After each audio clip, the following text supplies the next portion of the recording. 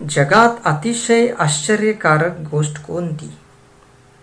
महाभारताचे नायक युधिष्ठिर उत्तर देतात, जरी लोक आपल्या जीवनात जवळजवळ प्रत्येक क्षणी आपल्या अवतीभोवती मृत्यू घडत असताना पाहतात, तरीही त्यांना दृढ विश्वास असतो की आपण मृत्यूपासून मुक्त आहोत. खरोखरच मानवी जीवनातील हे एक फार मोठे आश्चर्य आहे. मानवाच्या जीवनातील सर्वात जिव्हाळ्याचा प्रश्न कोणता असेल? ज्या प्रश्नाचे रहस्य उलगडण्यासाठी अनेक ज्ञानी पुरुषांनी, तपस्वी ऋषीमुनींनी, द्रष्ट्या पुरुषांनी, विचारवंतांनी आपले संबंध आयुष्य खर्ची घातले, तो प्रश्न म्हणजे मानवाच्या अमरत्वासंबंधीचा प्रश्न. जीवनाच्या धावपळीमध्ये पुष्कळदा या प्रश्नाचा विसर पडतो, परंतु अकस्मात कोणीतरी मृत्यू पावतो तेव्हा संसाराची कोलाहल, दंगल, धुडगूस क्षणभर थांबते, सारे थबकल्यासारखे होते आणि मग प्रश्न पडतो की आता पुढे काय? आपण जर बारकाईने आपल्या अवतीभोवती पाहिलं तर आपल्याला काय दिसते?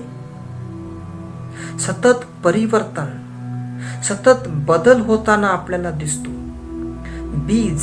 बीजाचे रोप होते, रोपाचे झाड होते, हे झाड पुन्हा बीजरूप धारण करते, वर्तुळ पूर्ण होते. प्राणी जन्माला येतो, काही काळ जगतो आणि मरतो, वर्तुळ पूर्ण होते. मानवाचेही असेच आहे.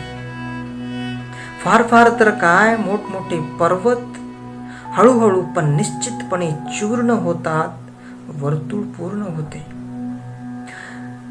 नदीचे पाणी हळूहळू पण निश्चितपणे सुकते, समुद्राच्या पाण्याची वाफ होते आणि पुन्हा पावसाच्या रूपाने ते पाणी समुद्राला येऊन मिळते, वर्तुळ पूर्ण होते.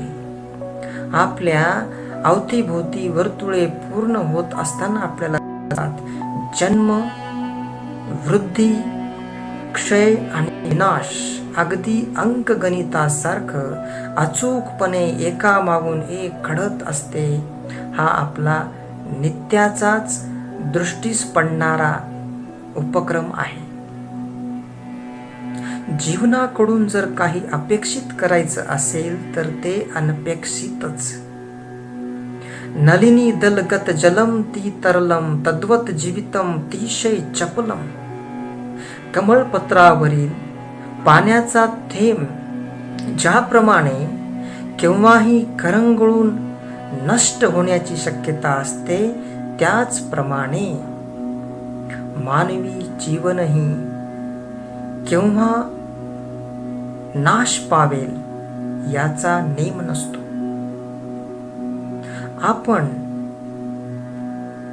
आपण या प्रश्नाच्या अवतीभोवती आपले संबंध आयुष्य जरी घातले तरी तर्कबुद्धीच्या कसोटीवर याचे होय किंवा नाही असे उत्तर द्यायला कदाचित आपण अपयशी ठरू. बरं, मृत्यूशून्य जीवन शक्य आहे का? आपण जगत आहोत याचा अर्थ आपण सतत मरत आहोत. जगण्याचा दिवा जळत आहे आणि हे जळणे म्हणजेच त्याचे जगणे होय. जन्म आणि मृत्यू ही एकाच गोष्टीची दोन विभिन्न रूपे आहेत. भिन्न भिन्न दृष्टीने पाहिल्यामुळे ती भिन्न भिन्न आपल्याला दिसतात. जीवन आणि मृत्यू ही एकाच लाटेची उत्थान आणि पतन अशी दोन वेगवेगळी अंग आहेत. कोणी पतनाकडे पाहतो आणि निराशावादी होतो आणि कोणी उत्थानाकडे पाहतो आणि आशावादी बनतो. लहान मुलगा शाळेत जात असतो, आई वडील त्याची काळजी वाहत असतात. त्यांच्या प्रेमाच्या शीतल छत्र छायेखाली त्याला सारे काही सुखदायक वाटत असते, तो आशावादी बनतो. त्याच उलट एखादा म्हातारा अनेक टक्के टोनपे खाऊन निरनिराळे अनुभव घेऊन तो कसा शांत झालेला असतो, त्याची चांगलीच रग जिरलेली असते, तो निराशावादी बनतो. विचारपूर्वक पाहिले तर आयुष्य क्षणाक्षणाला संपत आहे. शरीर सारखे बदलत आहे. बाल्यावस्था, तारुण्यावस्था, वृद्ध अवस्था आणि नंतर विनाश. तारुण्यावस्था आली याचा अर्थ बाल्यावस्था नष्ट झाली.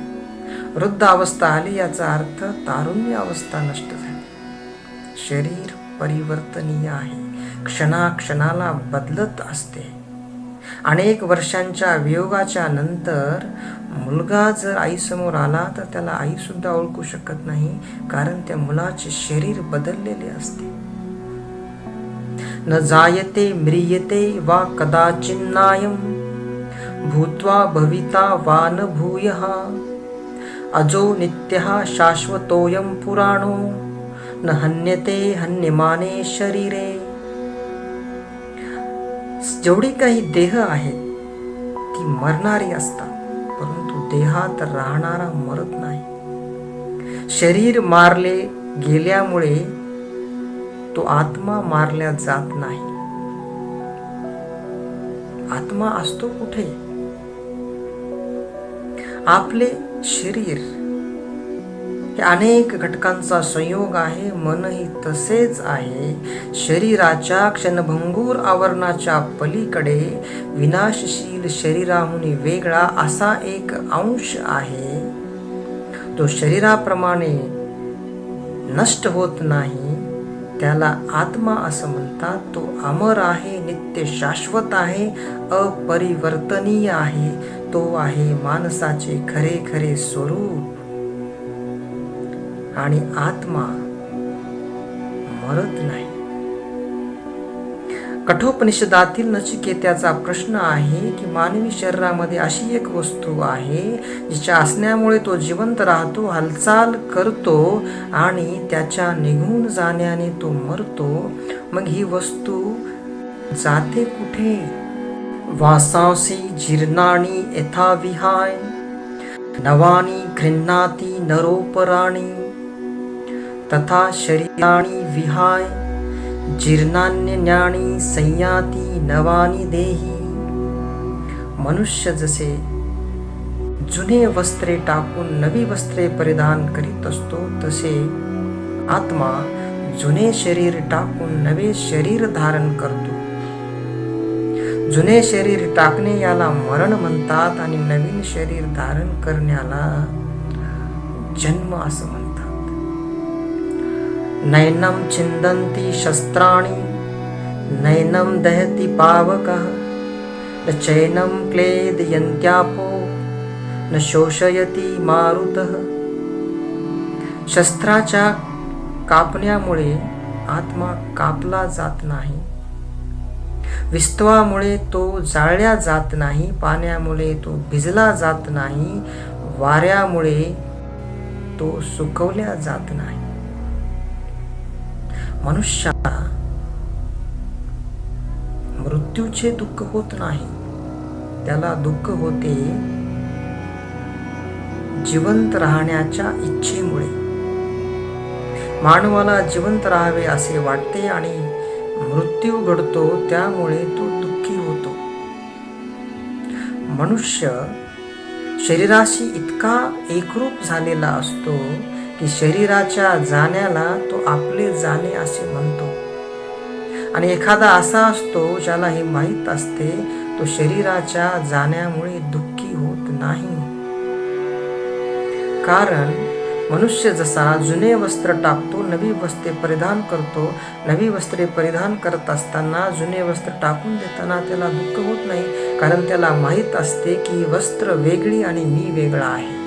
नवनवीन इच्छा करणे हेच जन्म मरणाचे कारण आहे. जो मनुष्य सदा सर्व काळ नवीन नवीन इच्छा करत राहते त्याला अनंत काळपर्यंत त्याच्या इच्छा पूर्ण होत राहते. मनुष्याच्या आत एक इच्छाशक्ती असते आणि एक प्राणशक्ती असते. इच्छाशक्ती असताना जर प्राणशक्ती नष्ट झाली तर जन्म होतो, आणि इच्छाशक्ती राहिली नाही आणि जर का प्राणशक्ती नष्ट झाली तर पुन्हा जन्म होत नाही. आपण आपल्या ज्ञानाचा नेहमीच अनादर करत असतो. तात्पर्य असे, खोटे बोलणे हे चुकीचे आहे हे आपल्याला माहीत असते, खरे बोलणे हे योग्य आहे आपल्याला माहीत असते, परंतु स्वतःच्या स्वार्थासाठी आपण कधी कधी बोलतो. इतरांच्या चांगल्या वागण्यामुळे आपल्याला सुख मिळत असते, तरीही आपण आपल्या स्वार्थासाठी इतरांसोबत वाईट वागतो. या सगळ्या गोष्टी, हा देह एक दिवस जाणारा आहे हे आपल्याला माहीत असते, तरी आपण या देहाच्या बद्दल मोह ममता राखून ठेवतो आणि आपल्याला नंतर दुःख होते. यालाच आपण आपल्या माहितीचा, ज्ञानाचा अनादर करणे असं म्हणतात. कोणतीही प्रतिकूल परिस्थिती असेल, अनुकूल परिस्थिती असेल, ती प्रारंभी नव्हती, आता आहे, पण नंतर राहणार नाही. आता जरी असेल तरीही तिचा विनाश चालूच आहे, कारण या सगळ्या गोष्टी परिवर्तनीय आहेत, बदलणाऱ्या आहेत. आणि म्हणून आपल्या अंतःकरणातील जर खळबळ, शोक, चिंता, दुःख हे सुद्धा काही काळाच्या नंतर शांत होणार आहे.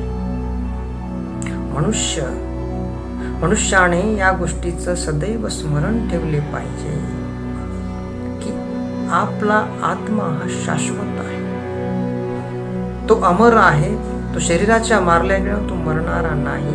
म्हणून आपल्या समोर जी काही कर्तव्य कर्म आहेत, विहित कर्म आहेत, ती आपण त्याच्यासाठी आपला देह वापरावा आणि त्याच कारणासाठी गरज पडेल तेव्हा फेकून द्यावा. कारण हे शरीर बदलणारे आहे, ते नष्ट होणारे आहे. याचे भान जर आपण ठेवले आणि आत्म्याच्या अमरत्वाच्या संबंधी जर सदैव आपण स्मरण ठेवले, तर आपल्याला कधीही दुःख होणार नाही. आणि एखादी गोष्ट करत असताना त्याचे फळ मिळेल अथवा न मिळेल, सिद्धी होईल अथवा असिद्धी होईल, ह्या गोष्टीकडे लक्ष न देता निर्विकारपणे आपण कार्य करावे. आणि नंतर हा जो नरदेह नष्ट होणार आहे आणि म्हणून हा इतरांच्या साठी त्याला झिजवावे. आणि आपला आत्मा शाश्वत आहे याचे भान आपण सदैव ठेवावे. नरदेहाची निकारणे सच्चिदानंद पदवी घेणे. नमस्कार.